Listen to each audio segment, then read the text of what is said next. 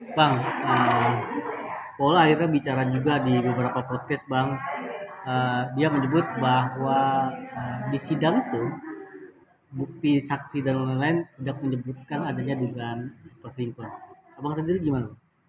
Saya tidak akan menanggapi bukti yang sudah ada di dalam putusan. Buktinya 86 dari saya, 47 dari termohon, ada 9 saksi fakta, 3 ahli, 3 itu dari pihak Baim Wong, 86 bukti, 86 bukti, 9 saksi fakta, 3 saksi ahli. Sedangkan dari pihak termohon mengajukan 47 bukti, 3 fakta dan 3 ahli. Seingat saya, itu adalah bagian dari sudah terungkap di persidangan dan itu ada di dalam pertimbangan majelis hakim.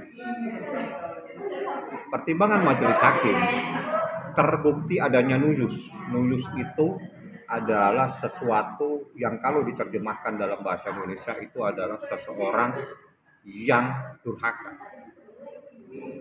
kepada suami atau seseorang yang telah menyelingkuhi, seperti itu terbukti secara sah sempurna.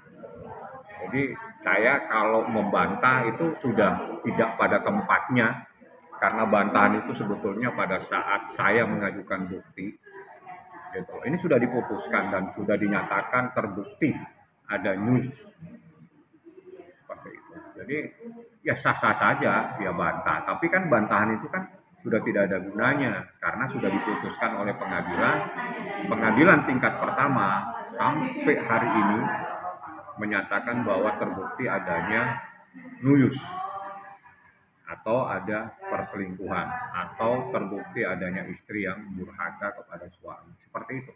Bang, ketika Paula sendiri membantah apa yang sudah diputuskan pengadilan, Bang, artinya ini kan menjadi polemik, Bang. Ada juga netizen Bang, yang berkomentar bahwa ini ada dugaan Bandung malah memang sengaja menjebak agar dia mau cerai dengan Paula gitu-gitu, Bang.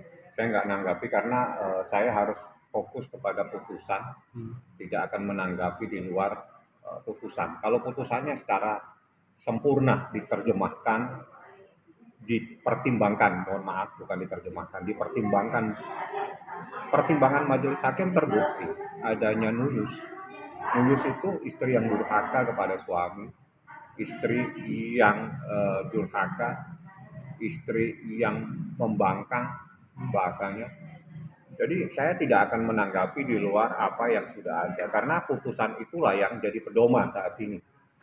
Yang jadi pedoman dan harus dijadikan pedoman untuk hari ini sampai hari ini adalah putusan Pengadilan Agama Jakarta Selatan.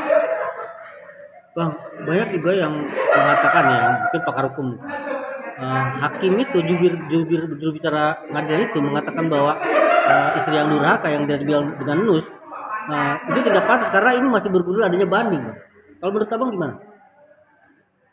Saya mau bertanya, yang disebut di situ menyebut nama orang tidak?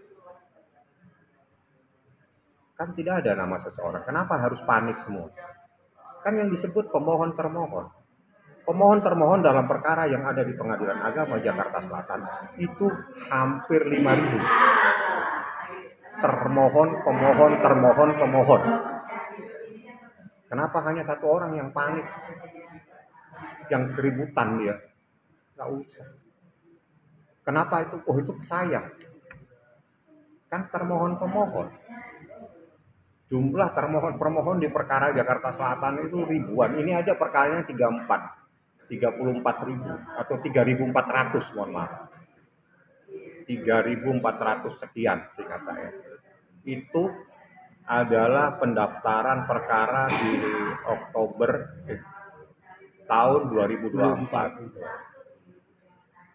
Termohon pemohon, Anda dengar tidak dia menyampaikan? Kan termohon terbukti nuyus, termohon terbukti menjadi istri yang durhaka.